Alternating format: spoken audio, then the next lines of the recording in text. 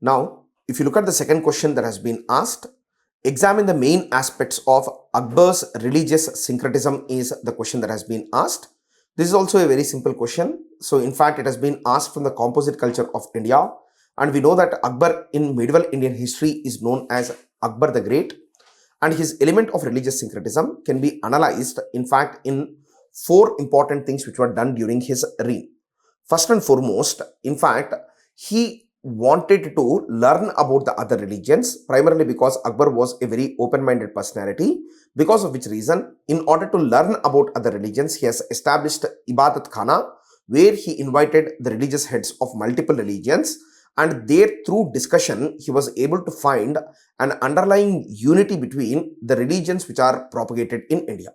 So in fact, there was an underlying unity, and this underlying unity and truth is something which he called as Sulhe-Kul. And this underlying unity between all religions should make human beings understand that there is a conception of universal brotherhood. Universal brotherhood means that people belonging to different religions are in fact brothers to each other. This concept is called as Sulhe-Kul. The first one is Ibadat Khana. The second one is the principle of Sulhe-Kul. Then over and above this, the third thing that he had done is he has given out a religious document which is called as Mahazar. And this was meant to build religious syncretism within the subsects of Islam. We know that in Indian Islam, there are Shias, Sunnis, Mahadis. Then apart from that, multiple other sects in Indian Islam have developed. In order to reduce the sectarian conflict in Islam, he gave a document called Mahazar, which declared Akbar to be the Khalifa of the age and the supreme interpreter of Quran. This is also a measure which has been taken by him in order to promote religious syncretism. Then apart from that, at the end stages of his life, he also pronounced a new faith which is called as Tawheed-e-Ilahi or Din-e-Ilahi.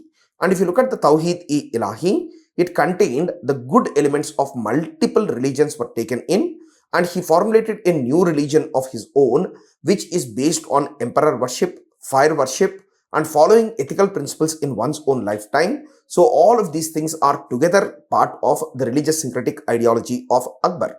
Then apart from that, his association with the Sufis, particularly the Chishti Sufis, also led to a syncretic personality in him.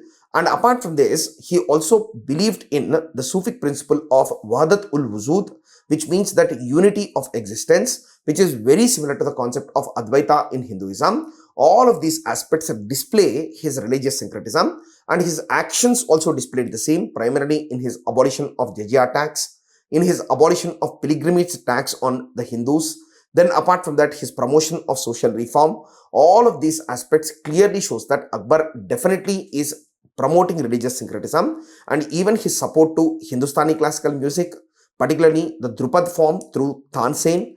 Then apart from that, the Kathak dance form which was propagated during the Mughal period of Akbar, all of them in fact signify his religious syncretic personality and ideology. And if you are able to include at least some of these events and points in your answer, then you will definitely be able to get good marks on the issue of religious syncretism of Akbar. But merely writing just some points like Sulhe-Kul without a clear-cut, in-depth understanding of what Sulhe-Kul stands for, that is universal brotherhood, then you will be penalized if you don't write the answer with the necessary depth. Thank you.